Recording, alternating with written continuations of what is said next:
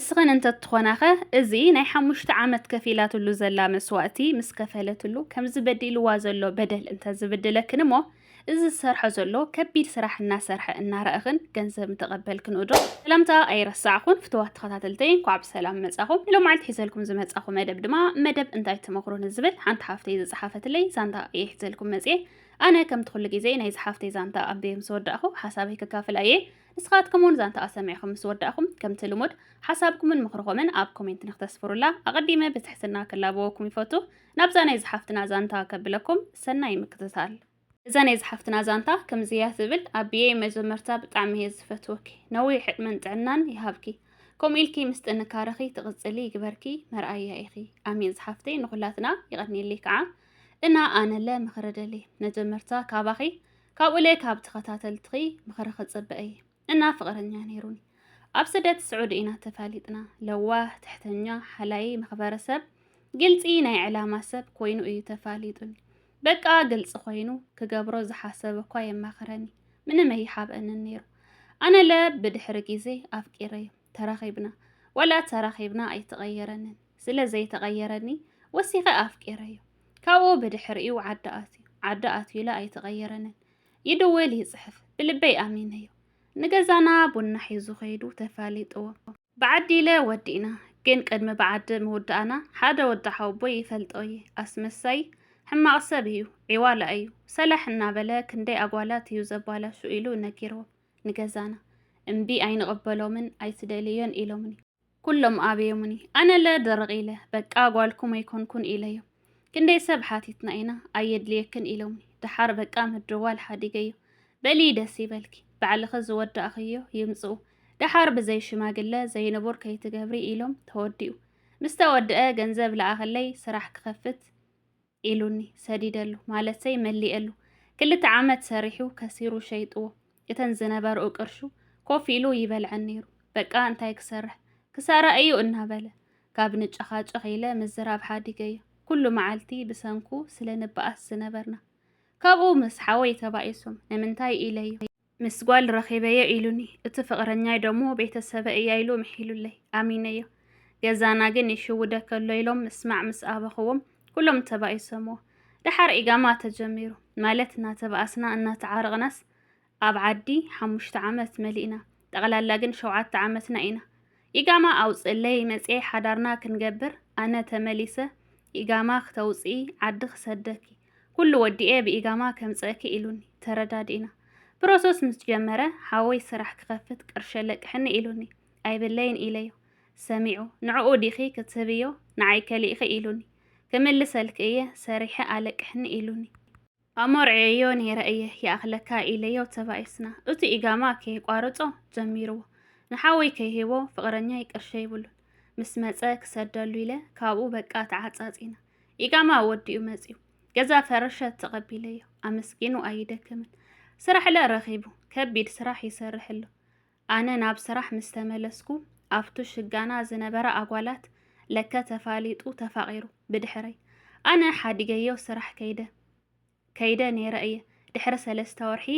ዕረፍቲ ወፂእ ንሱለ ወርሒ ሰሪሑ ተራኺብና ብላዕሊ ጽሑፍ መጺዩስ ማይ ዝብል ርየ ክድቅስ እንተበልኩ ድቃስ ኣቢኒ ንሱ ደቂሱ ክኸፍታ እንተበልኩ ኮድ ቀይሩላ በቃ ድቃስ ኣቢኒ ንዓዲ ክድውል ሃበኒ ኢለዮ ከፊቱ ብድቅሱ ብዘይልቡ ይሂቡኒ ኣትየን ተረኣኹ ፎቶኦም እዚ ኩሉ ድዋል እዚ ኩሉ ጽሑፍ ሙዚቃታት ዝተለኣኣኽዎ ኣብ መሰንጀር ረኺበ ኣብ ጋላሪ ግን ምንም የለን ከመይ ኢለ ክድቅስ ሙሉእ ለይቲ ክሓስብ ሓዲረ ሓሚመ ከይዛረቦ ቀርሸይ ኣይህበንን ኢለ በቃ ምንም ከይበልክዎ እየ ናብ ስርሐይ ተመሊሰኒኹ እና ኣበይ ሓፍተይ ንሱ ዓዲ ኸይድኪ ኢጋማ ክተውፅኢኺ ኢሉኒ ተስማዕሚዕና ነርና ኢና ብውሽጠይ ግን ስቕ ኢለ ክወልድ እየ ሓሲበ ነይረ ተመሊሰ ብኢጋማ ክመጽእ ጸሊአዮ እና እቲ ምኽሪ ዝደለኹሉ ምስታ ጓል ቅርሻ ንሃባ እሞ ብሰላም ህይወትና ነብራሕ ኢላ ጽሒፋትሉ እሺ ኢሉ መሊሱላ ብፍቕራ ሕምም ከም ዝበለ ጽሒፉላ ብዙሕ ብዛዕባይ ዝተማኸርዎ ርአ እና ንሓወይ ተዓሪቐዶ ስራሕ ክኸፍተሉ ቅርሸይ መሊሰ ስርሑ ማ ረኣዩ ከቢድ ናይ ፍቕረኛይ ከምኡ ኢሉ ዘምጽኦ ቅርሺ ተቐቢለ እንተገደፍክዎስ ሓጢያት ድዩ እታ ጓለ ቅርሻት ሓጋጊዝና ንሃባ እያ ኢላቶ ዋላ ሪከርድታቶምለ ሰሚዐየ እና ኢጋማ ከውፅእ ኢለ ቅርሺ ንሳ ዝሃበቶ እንተተቐቢለይኸ ሓጢያት ዶ ይበጽሐኒ ናታ ጓል ቅርሺ ምውሳደይከ በቃ ኩሉ ዝኸፈልክዎ መስዋዕተይ ከንቱ ኣትሪፉ ብምንም ዘይገበረትሉ ጓል ክሒዱኒ እና መኸርኒ ዝብል እዩ ዛንታኣ። ክብርት ሓፍተይ ከም ኣነ ክብለክ ዝደሊ እዚ ሕጂ ቀፂለ ዘማኸረኪ እንድሕር ደኣ ተግቢርክዮ ከም ኣነ ዝርድኦ ጽባሕ ክጣዓሰከ ይኽእልን ጽባሕ እውን ክዓውተክ ከም ዝኽእል ርግጸኛ እየ። እዚ ሕጂ ዘማኸረኩ ውሳነ ቅድሚ ምውሳንኪ ብመጀመርያ ንስኺ ምስ ወለድኺ ክትዕረቐለኪ ምስ ሓውክ ክትዕረቐለኪ ናብ ወለድኺ ናብ ሓውክ ደው ኢልኪ ኩሉ ግዜ ስጋኻ ስጋኻ እዩ ጉሒፉ ኣይጉሕፈካን ስለዚ ምስ ስድራኺ ክትዕረቐለኪ እየ ዝብለኪ ብዛዕባ ስድራኻ ገዲፍካ ብዓዲ ስለ ዝወደአልካ ኣፍቂረካ ኣፍቂረካ ስለ ዝተባሃሃልካ ስድራኻ ጉሒፍካ ስድራኻ ከይኽበርካ ንዕኡ ምምራፅ ምስ ስድራኻ ተሃላሊኽካ ንወዲ ጥራሕ ምእማን ብዙሕ ግዜ ተዘራሪብናሉ ስለ ዝኾና ሕጂ ናይ ዝደገምክዎ ትርጉም ይብሉን። ስለዚ ኣነ ዝብለኪ ብመጀመርያ ምስ ወለድኺ ክትማኸሪ ወለድኺ ከማኽሩኺ ብምሽጥር ብዙሕ ነገር ክድግፉኺ ምስ ስድራኺ ምስ ሓውክን ክትዕረቕን ክትደዋወልን ኣለኪ። ብምቕጻልን ቀንዲ ንዝሓቲትክዮ ዘለኺ ብዛዕባ እዚ ኣፍቃሪኺ ቀፂልና ክንምለሶ ኢና። ቅድሚኡ ግን እዛ ኣብ ጎኑ ዘላ ፍቕራዊ ርክብ ምስኡ ጀሚራ ዘላ ረኺብክያ ዘለኹ ጓል ካብኣ ገንዘብ እንተተቐቢለ ከምኡ ጌራ ዝሰርሐቶ ገንዘብሲ ሓጢያት ዶ ይኾነኒ ኢልክ ንዝሓትትክዮ ከም ኣነ ሓጢያት እዩ ክብሎ ዝኽእል ቀዳማይ ንሳኸይ ፈለጠት ሲንግል መሲልዋ ተላልያቶ ግን ምስኡ ፍቕራዊ ርክብ ከም ዝጀመረ ስለ ዝፈለጥክ ስለ ዝሓረቕኪ ሕነ ንኽትፈዲልኪ ካብኣ ገንዘብ ተቐቢሉ ንኽህበኪ ሜላ እንተትጥቀሚ ወይ ተንኮል እንተትጥቀሚ ነርኪ ኣይ ገንዘብክን ኣይናትክን ዋላናትኪ ይኹን ኣይኹን ዝወዲ ካብ ከማኺ ጓል ኣንስተይቲ ገንዘብ ክትቀበሊ ሓጢያት እዩ ዘይረሃፅ ኩሉ ገንዘብ ኣይትቀበሊ ሕነ ንኽትፈዲ ዝበልክኾ ነይረ። ካልኣይ ንስኺ ነፍቃሪኺ ዝኾነ ዓይነት ገንዘብ ዘይትኸፍልሉ ነርኪ ብገንዘቡ ተዝመፅእ ነይሩ እሞ ከምኡ ዓይነት ፍቕራዊ ርክብ ከም ዘለዎም እንተትፈልጢ ዋላ እናፈለጠት ዋላ ከይፈለጠትሲ ከምኡ ዓይነት ፍቕራዊ ርክብ ከም ዘለዎም እንተትፈልጥ እሞ ሕነ ንኽትፈዲ ኢልኪ ገንዘብ ካብኣ ተቐቢሉ ንኽህበኪ እንተትገብሪ ነርክ እውን ንስኺ ዘሕለፍ ኩሉ ገንዘብ ኣይብልክን ገንዘብ ከይኮነን ኣይትቀበልያ ሓጢያት እዩ ምበልክኹ ነይረ። ግን እዛ ኣፍቃሪቱ እዛ ጓል እዛ ሒዝዋ ዘሎ ጓል መስዋእቲ ከም ዝኸፈልክሉ ኩሉ ዛንታኾም ፈሊጣ ኣረጋጊፃ እያ ገንዘብ ክትከፍሎ ከም ትደሊ ካባኺ ካብ ከም ኣጓል ኣንስተይቲ ገንዘብ ከፊላ ልክዕ ከም ንብረት ገዚኣ ክትወስዶ ከም ትደሊ እያ ብፍቓዳ እናፈለጠት ተስማዕሚዓ ዘላ።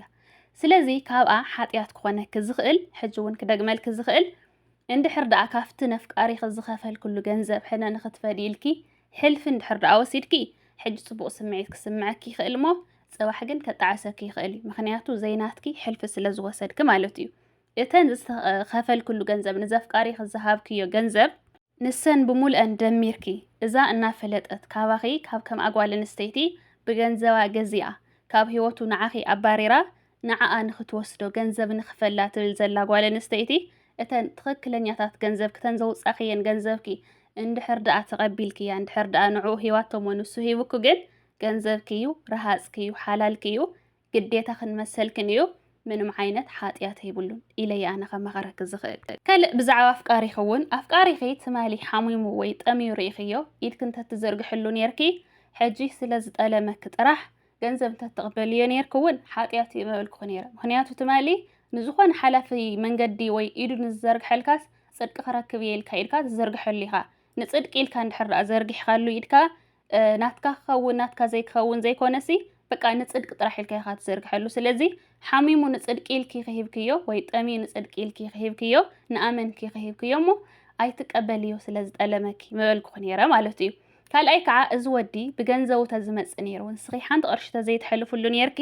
እሞ ኣብዚ መፅኡ ተዝጠልመኪ ነይሩ ካልእ ጓል ተዝሕዝ ነይሩ ብገንዘቡ እዩ መፅኡ ብገንዘብ ከይኮነን ዝሕለፍክሉ ገንዘብ ስለ ዘይብልኪ ገንዘብ ኣይትቀበል እዩ ምክንያቱ ኣይናትክን ምሳኻ ስለ ዘይነበረ ዘይናትክ ገንዘብ ኣይትቀበል ኢለ መማኸርክኹ ነይረ። ሓጢያት ድዩ ኢልክ ሓቲትክዮን ዘለኺ ሓጢያት እዩ መበልክኹ ነይረ። ስለዚ ኣነ ሓደ ክሓተክ ዝደለኹ ሕቶ ኣብዛ እንተኺ ሓደ ሕቶ ዝፈጠረለይ እዚ ኩሉ ዓመታት 5 ዓመታት መስዋእቲ ክትከፍልሉ ከለኺ እዚ ኩሉ ሽሓት ናይ ኢጋማ ክተውፅእሉ ከለኺሲ ኣብ ወንበር ዲኺ ኮፍ ኢልኪ ተምፅእሉ ነርኪ ተምፅዮ ነርክ ትገንዘብ መቸም ኣብ ዓዲ ዓረብ ኣብ ስዑዲ ታንሕና ንሓልፋ ዘለና ህይወት ይኽትሓልፊ ዘለኺ። ስለዚ እተን 30 መዓልቲ ደሞዝና ክንቀበል ኳስ ብክንደይ ንሓልፍ ክንደይ ክኢልና ንሓልፍ ኩላትና ኣብ ስደት ዘለና ይርድአናን ንፈልጦን ኢና። ስለዚ ንስኺ እውን እዚ ኩሉ ሽሓት ክትከፍል ከለኺ ብዙሕ መስዋዕቲ ከፊልኪ ደኺምኪ ግዜኺ ዕድሜኺ ጉልበትኪ ኩሉ ነገር ክሰውኢ ከይኮንክ እንዲ ረኺብክዮ ማለት ደኺሙ ምርኣይክ እሞ ምሕዛንኪ ሰብኣውነት እዩ ጽቡቕ ደስ ይብል ኣይኮነን ትፈልጦስ ዘይትፈልጦ ከመኻ ስደተኛ ኳሲ ክንከራተት ክጽገም ከሎ ርኢኻስ ኩሉ ነገር ስለ ዝርድአካ እቲ ህይወት ስለ ዘለኻዮ ይስምዓካ እዩ ጽቡቕ እዩ ካብኡ ሓሊፉ ግን ንስኺ መስዋዕቲ ከፊልኪ ደኺምኪ ብዙሕ ነገርኪ ሰዊእኽን ብዙሕ ነገርክን ቀቲልኪ ዝረኸብክዮ ኣሽሓት ገንዘብ ክሲ ንሱ ከምኡ ገይሩ ደኺሙ እንተሃበክስ ሓጢያት ድሂልክ ምሕሳብኪ ዕሽነት እዩ ስለዚ እስኺ ክትገብርዮ ዘለኪ ዕሽነት ኣይኮነን እተን ገንዘብኪ ካብ ጅቡኡ ይሃብኪ ደኺሙ ይሃብኪ ዕሪፉ ይሃብኪ እታ ጓል ተሃቦ ጥራሕ ካብተን ገንዘብኪ ሓንቲ ቅርሺ ዘይናትክ ከይተቐበልኪ እተን ዘውፃኸየን ገንዘብ እንድሕር ዳኣ ተሓሳሲብ ክመሊስ ከሎ ሓጢያት ኣይኮነን መሰልክን ግዴታኽን እዩ ስለዚ ገንዘብኪ ሓንቲ ከይሕለፍኪ ጽባሕ ሕልና ንኸይወቕሰኪ ጽባሕ ንኸይትጣዓሲ ዘይናትክ ገንዘብ ከይተቐበልኪ እተን ናትክ ዝበልክየን ገንዘብ ተቐቢልኪ ብሰናይ ሰላም ገንዘብ ከተቐቢልኪ ክስካዕ ትውድኢ ዋላ ንዓኣ ንታ ከም ንብረት ብገንዘብ ገዚኣቱ ዘላ ጓል ይኹን ዋላ ንዕኡ ዋላ ሓንቲ ክትዛረብዮም ኣይብልክን ዝኾነ ፀገም ክትፈጥረ ይብልክን ከምኡ እንድሕር ዳኣ ፈጢርክ እንድሕር ዳኣ ጠርጢርኪ ገንዘብ ክህበኪ ኣይኽእልን ስለዚ ብሰናይ ሰላም ገንዘብ ከተቐቢልኪ ካብ ህይወት ክልቲኦም ይኽትወፅሎም ዘለኪ ርግፀኛ እየ ሎሚ ብገንዘብ ገዚኣቶላ ጽባሕ ቀነይ ምስ በለ ዓዲ ምስ ፈለጠ ከዓ ሓንቲ መፅያ ከምኡ ጌራ ብገንዘባ ገዚኣ ክትወስዶ እያ ሓደ ብገንዘብ ዝሽየጥን ዝግዛእን ሰብ ኩሉ ግዜ ናተገዝአን ናተሸጠን እዩ ዝነብር ንሳ እውን ከምኡ ብንብረት ገንዘብ ከም ዝግዛእ ሰብ እንድሕር ከም ዝግዛእ ተኣምን ኮይና ጽባሕ ዘጋጥማ ካብ ጓል ኣንስተይቲ መንጢላ ብምውሳዳ ጽባሕ ዘጋጥማ እዙይ ፍሉጥ እዩ ስለዚ ክልቲኦም ንዓኺ ዘርውሑ ሰባት ስለዘይኮኑ ደረጃኻ ስለዘይኮኑ ካብ ህይወቶም ወፂኺ ብሰናይ ሰላም ብኩሉ ነገር ብሎክ ጌርክ ገንዘብ ምስ ተቐበልኪ ህይወት ክንተት ትመርሒ ምስ ስድራ ክንተት ትመኸሪ ንሓውኪ ስራሕ ክኸፍተሉ ዝኽእል ዋላ ብልቃሕ መልክዕ ጌርኪ ምስ ወለድኺ ተማኺርኪ እንተትሰድሉ ሞ ስርሑ ከፊቱ ዓርሱ ተትኽእለልክ ንባዕሉ